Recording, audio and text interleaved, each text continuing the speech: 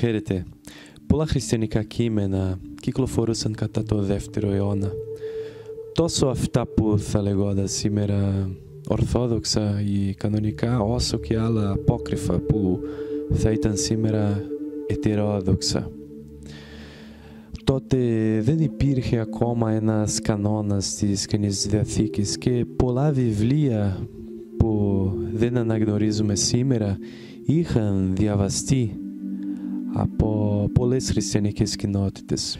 Τα Ιερά Ιουδαϊκά κείμενα που ονομάζουμε σήμερα Παλαιά Διαθήκη άρχισαν να επιλέγονται από την δεκαετία 70, αφού καταστρέφτηκε η Ιερουσαλήμ από την Ρωμαϊκή Αυτοκρατορία και οι Φαρισαίοι κατά τη Ραβινική Σύνοδο της Ιάμνιας το 70 αποφάσισαν ή αναγνώρισαν ποια θα ήταν τελικά τα Ιερά Ιουδαϊκά κείμενα για να εξελίσσουν και να συνεχίσουν πιο σταθερά τον Ιουδαϊσμό εξαιτίας του χάους που είχε συμβεί ενάντιον των Ιουδαίων και των Χριστιανών.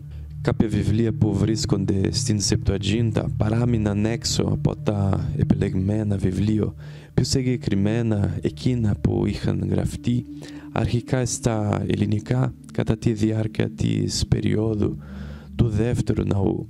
Δηλαδή, επιλέχθηκαν μόνο εβραϊκά βιβλία και λίγα κείμενα στα αραμαϊκά.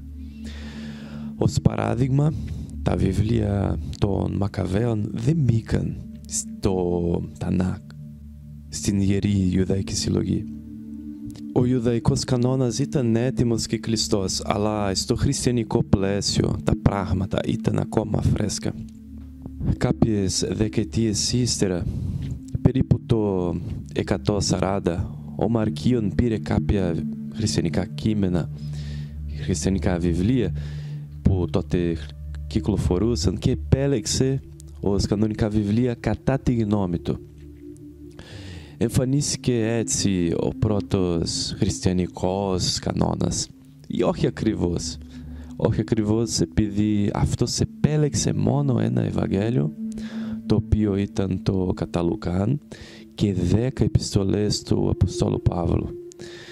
Εάν ήταν μόνο αυτό το γεγονός, εντάξει, αλλά υπήρχε ένα τεράστιο πρόβλημα σε αυτή την συλλογή που ήθελε.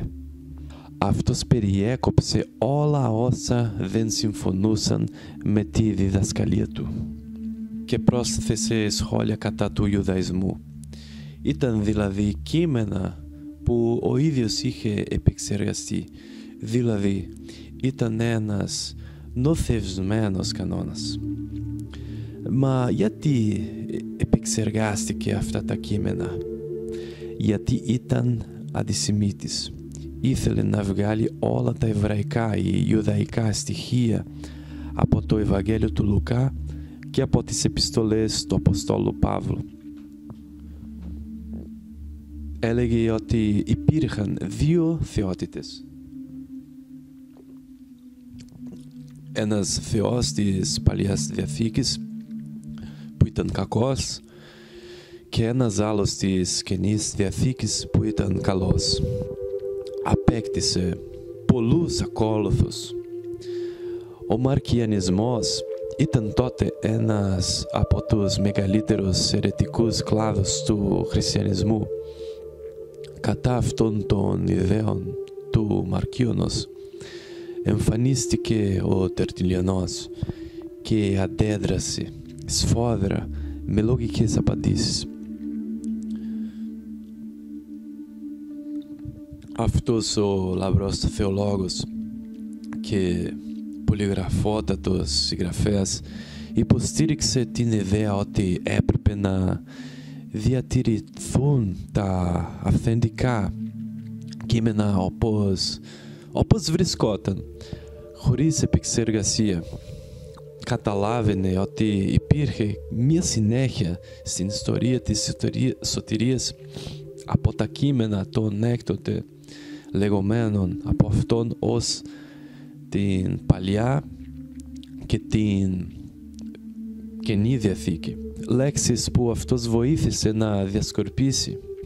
πρώτες αναφορές αυτών των λέξεων όμως βρίσκονται στα βιβλία του Μελιτώνα Σάρδιον. Ο Τερτιλιανός ήταν λοιπόν πάρα πολύ σπουδαίος θεολόγος που συνέβαλε στο να έχουμε σήμερα έναν σκέτο κανόνα με πολλή ποικιλία και αυθεντικότητα. Θα μιλήσουμε για αυτόν πιο λεπτομερώς, για τις μεγαλύτερες συνεισφορές του στο μέλλον.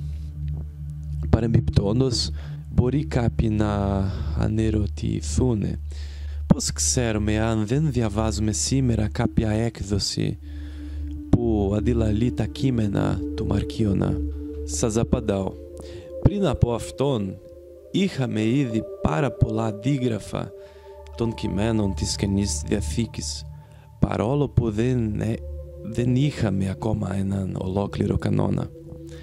Έχουμε και κάποια αντίγραφα των χειρογράφων του Μαρκίωνα, εκ των οποίων το πιο παλιό θα ήταν ο Πάπυρος 69, που χρονολογείται από τον 3ο αιώνα και βρέθηκε στην Οξύριγχο, στην Άνω Αίγυπτο. Επειδή έχουμε κυριολεκτικά χιλιάδες αντίγραφα των χειρογράφων της Καινής Διαθήκης στα ελληνικά και σε άλλες γλώσσες όπως στα λατινικά, αραμαϊκά, κοπτικά, μπορούμε να συγκρίνουμε ποια έκδοση είναι η πιο αξιόπιστη και ποια διαφωνεί σημαντικά με τα κείμενα στα οποία είχαν πρόσβαση και οι πατέρες της Εκκλησίας μέσω των γραφών τους και των αρχαιολογικών ευρημάτων χειρογράφων που γνωρίζουμε επί των ημέρων μας. Ειρήνη πάσιν.